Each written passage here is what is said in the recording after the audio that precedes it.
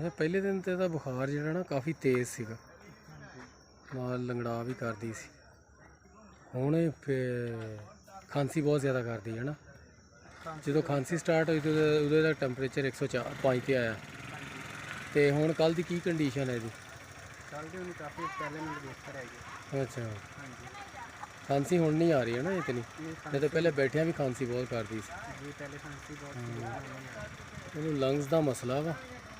तो हुण आपां इहदा दोबारा फिर टैंपरेचर लाँगे, फिर उस तो बाद इनू इंजैक्शन देना ਜਿਹੜੇ 2 दिन पहले आप कर रहे हैं, तो वही दोबारा रिपीट करांगे। डॉक्टर जवेद गिल साहब का टैंपरेचर लैणगे जी। हुणे असीं इहदा टैंपरेचर लाँगे, फिर उस हिसाब नाल इनू इंजैक्शन लावांगे।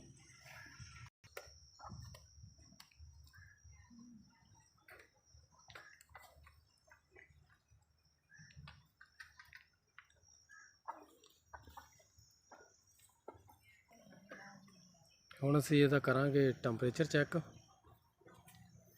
देखांगे असीं अज दा इहदा टैंपरेचर की है। कल परसों 105 ते सीगा।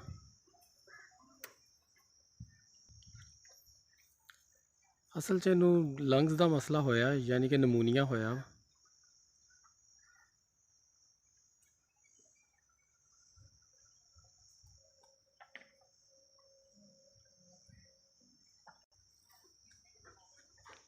कितना जी डॉक्टर साहब टैंपरेचर इहदा?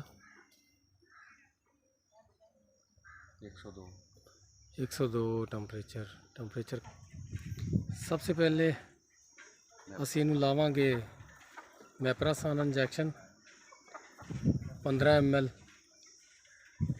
Anti allergic.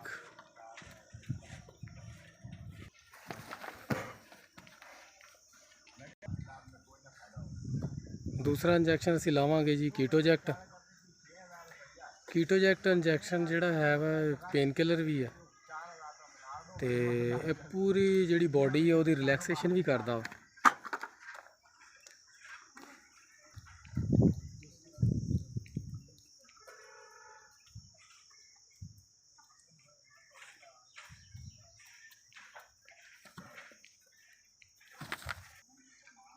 अगला इंजैक्शन जिहड़ा असी लावांगे प्रीटैलो लावांगे, टाइलोसीन। प्रीटैलो नमूनीए दे विच बहुत इफैक्टिव हैगा।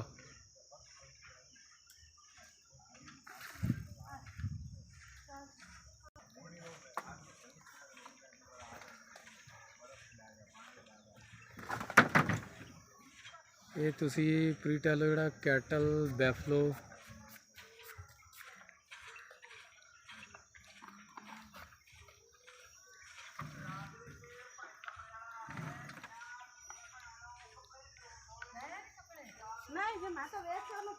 ती है।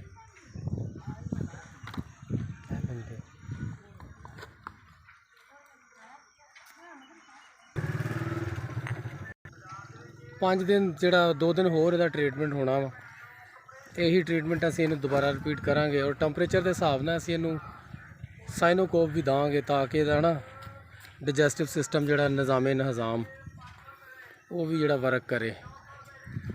तो जो इंजैक्शन कंप्लीट हो गए तो इनू असी कोई विटामिन वगैरह इस्तेमाल करावांगे, ताकि इंजैक्शन लगन नाल जानवर स्ट्रैस च आ जांदा वा।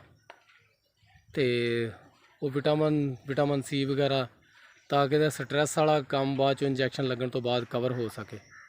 हुण इनू असी आखिरी इंजैक्शन डॉक्टर साहब आखिरी इंजैक्शन है किहड़ा है जी? साइनोकोबालमिन। हाँ जी, ये इंजैक्शन असी लावांगे ताकि असी इहदा ना एंटीबायोटिक लगन नाल मेदा डिस्टर्ब ना होवे।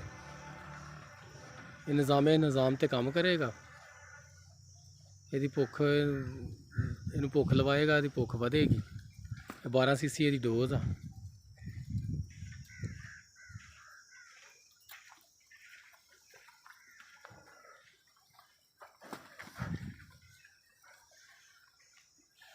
लो जी, कल फिर ही आप डोज रिपीट करांगे। कल फिर आप यही इंजैक्शन दोबारा रिपीट करांगे जी। कंडीशन यदि काफ़ी बेहतर है, तो दोबारा फिर कल टैंपरेचर लैके तो फिर दोबारा तेन कल मिलांगे जी। हाँ जी, फिर इस जानवर की कंडीशन देखांगे ਤੇ ਦੁਬਾਰਾ ਜਿਹੜੀ ਡੋਜ਼ ਰਹਿੰਦੀ ਉਹ ਆਪਾਂ ਰਿਪੀਟ ਕਰਾਂਗੇ।